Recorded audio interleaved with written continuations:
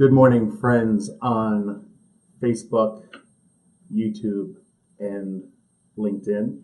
Ralph Serpe with the Baltimore Community Foundation with Ashlee Johnson with the Central Maryland Transportation Alliance, giving you once again a behind-the-scenes look at our 20-minute update, the Baltimore Community Foundation's monthly call-in. We ask folks to call in and listen to 10 minutes, a 10-minute briefing on a topic, and then we do 10 minutes of Q&A on that topic, hence our 20 minutes for our 20-minute update. For those of you just getting on Facebook and viewing this live stream, please like and share this live stream so your friends and associates can learn all there is, Ashlee, about transportation in Baltimore City, Baltimore County, and the entire region. So if you're on Facebook this morning, we will start at 9 a.m. by having our phone call go live. We'll take calls, questions from our callers. We can take questions from our Facebook live stream through the comments section below. When you do ask your comments, when you hit that like and love and wow button, the little emoticons float up over here and then will float across the screen. Those are good things. They transport across the screen. Transportation Alliance. So in about 30 seconds, we're going to go live. Please participate with us. Please ask questions. Please share. We really love the fact that you're with us. And that's what makes this fun and interactive. We are joined. Brian, we can hear you, so you're not exactly muted. So I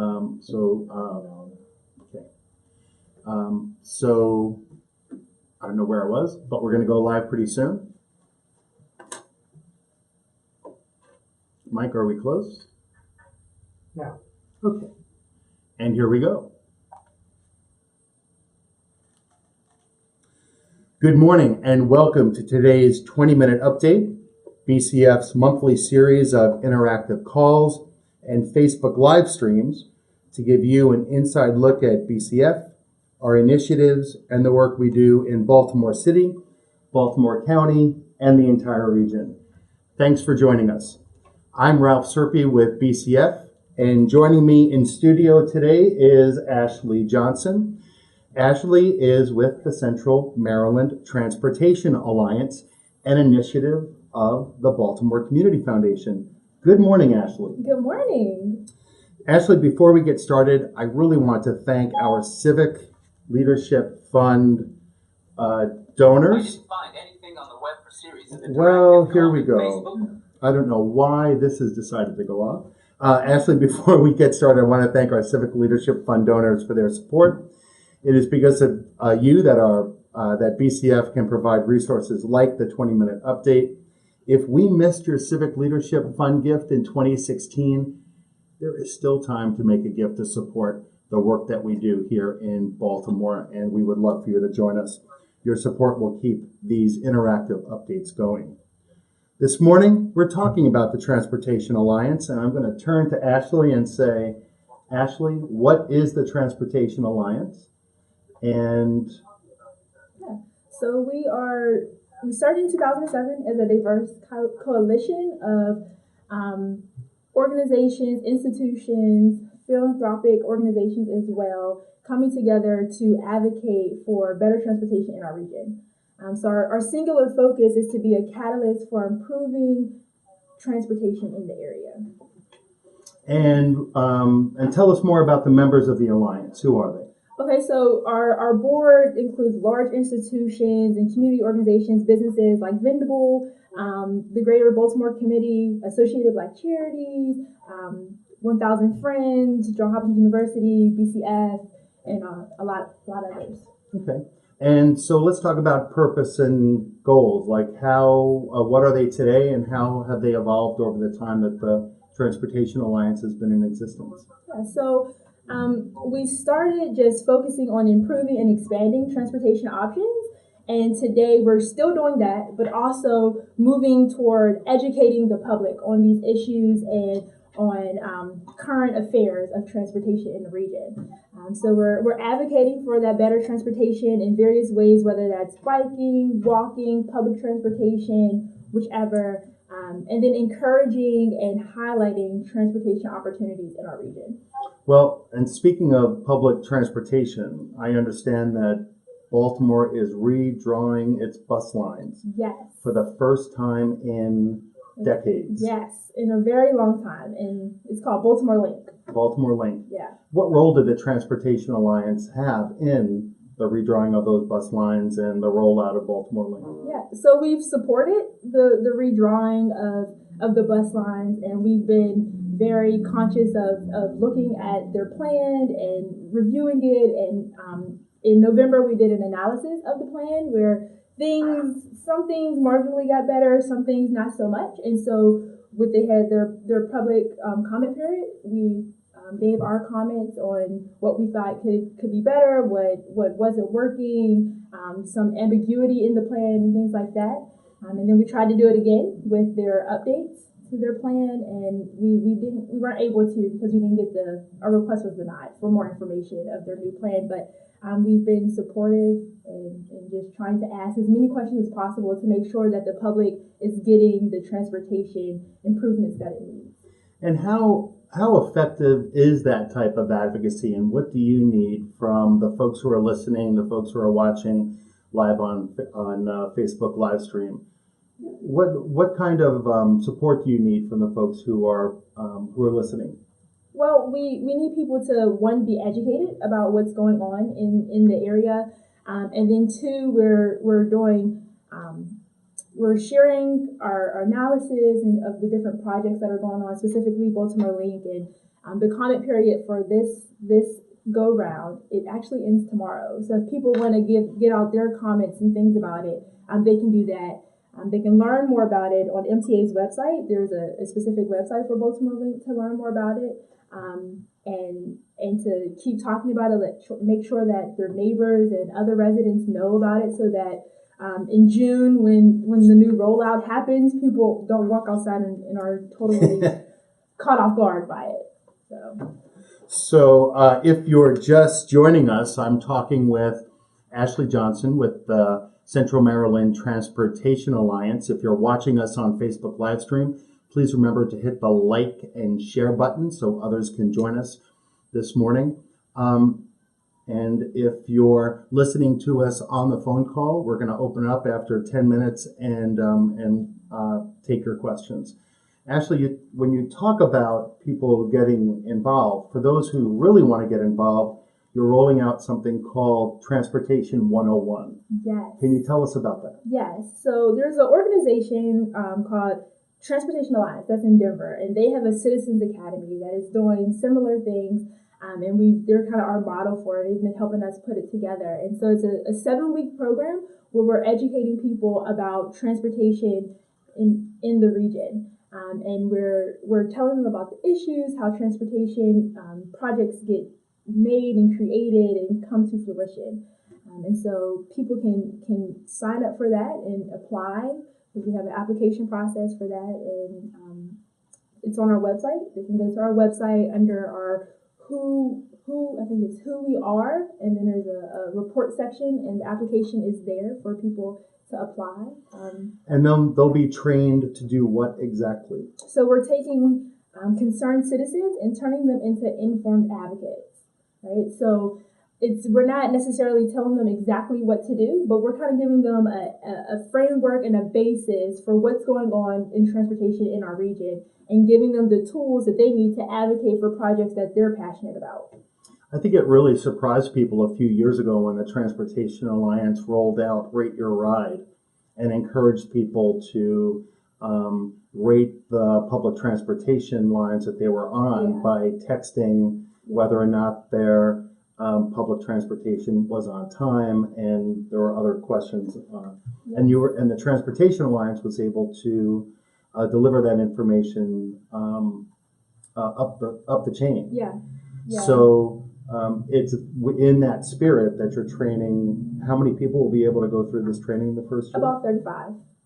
Yes, about 35 people from the area, from the counties, the city, wherever. We just want a diverse group of individuals who are looking to become advocates for transportation. Now, I know the staff and board of the Transportation Alliance are really keyed into advocacy, particularly around advocacy statewide and legislation in Annapolis. So is there anything that you're working on in this session that you can point to that you're focused on? Yeah. So we've joined with a coalition of other stakeholders, transportation stakeholders, so residents, riders, businesses, organizations, other advocacy groups called Get Maryland Moving Coalition, and we're doing policy work on fare box recovery. Fare box recovery, what is fare box recovery? So it's a mandate that requires MTA to recover 35% of its budget or expenses through revenue and fares. 35% seems, is that high? Is that low? I don't know what that relates to. I guess it's moderately high, but it's ineffective regardless. Having a mandate like that kind of limits MTA of what it can do. So it's unable to take advantage of opportunities where it can increase ridership later on because it affects their fare box recovery rate. So if they wanted to experiment with new lines to new employment centers or new education centers, they wouldn't be able to produce a 35% fare box recovery in those first few months or years. It takes time for ridership to hold on or to get wave of this new service that's being provided, and so that would put a hit to the recovery rate. Mm-hmm. Yeah. So what's the process that the Central Maryland Transportation Alliance goes through when they identify legislation that they get behind and promote? So with the coalition, we're taking it to the coalition, or coalition members can kind of bring up different things that they might be interested in the coalition getting behind, and then we agree on it, and then we push it forward. So with this particular legislation, we were kind of the starters or the creators of it, and so we've been pushing it forward and trying to get the word out and getting more people signed up to the coalition so that we have more voices in this particular issue. Wow. Well, as we promise, if you're listening to us on the phone, you can, if you're listening, we're going to open up for questions. So if you dialed into the call today, you can press *6 now to unmute yourself, and please listen for full instructions. You can press *6 now to unmute yourself and ask a question. After you finish asking your question, please press *6 again to mute your line so we don't have feedback. If you're watching us on the Facebook live stream, please type in your comment or your question in the comments section. And also please remember to like, love, wow, and share down on the bottom. You can also tweet a question using the hashtag 2020minute update. I can see some questions being written down across the way. With us in studio, Mike Wen and Andrew Waldman, who provide support and put this together for us. If you're on the phone and you'd like to ask a question, please press *6 to unmute your line and ask a question. Good morning. Good morning. So one of the things that drives, I think, a lot of us crazy is how unconnected the various parts of mass transit are. Could you comment on that and provide some guidance on how you can make it more functional, as well as efforts to make it more rider friendly? For example, in Europe, Wi-Fi is available on much of mass transit. Thank you for that question. Ashlee, what about that? We have train lines that were or bus lines that were started 100 Yeah. years ago. We have Yeah. airports that were built less than that, but they're not connected. No one. Yeah. Well, I don't know about no one, but they're not connected. And getting from point A to point B is often very difficult if you're taking different modes Yeah. of transportation. Yeah. So this Baltimore Link Plan, it presents us a opportunity to solve problems such as this, right? And so that's one of the reasons why we've been so into the process and very analytical of the new plan, because we see this as an opportunity to make better connectivity across the area. So the ways in which we can kind of push for better connectivity is to get involved in these processes when we have opportunities like Baltimore Link to say what it is that's needed, to make sure that these things are highlighted in these plans, and to pay very close attention to the various things that are going on. So is that part of is the caller's question and comment about the connectivity between different modes of public transportation part of this, or just transportation in general, part of the process? Yeah, it is. So one of the things that MTA says is that it'll have better connectivity, better reliability, those type of things. So we're pushing to ensure that those things actually take place, right? In addition, that the fare box recovery has a big implication on that as well. So that's another reason why the coalition Get Maryland Moving is pushing to repeal that, because that connects as well. And what about the second part of that question, which is, in other parts of the world, the technology, whether it's the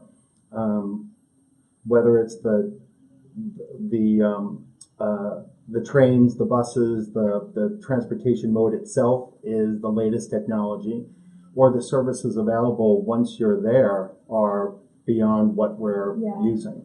Yeah. It almost feels like we're using two Dixie cups and a string to communicate once we get on a bus or a train. Yeah. Baltimore is a little bit behind when it comes to those type of amenities, right? But we have to just keep talking about them and pushing for it and coming up with new solutions and giving MTA more flexibility in being able to provide those services. I believe that MTA wants to do that and wants to provide those things and make it better for everybody. Why wouldn't they, right? That's their mission.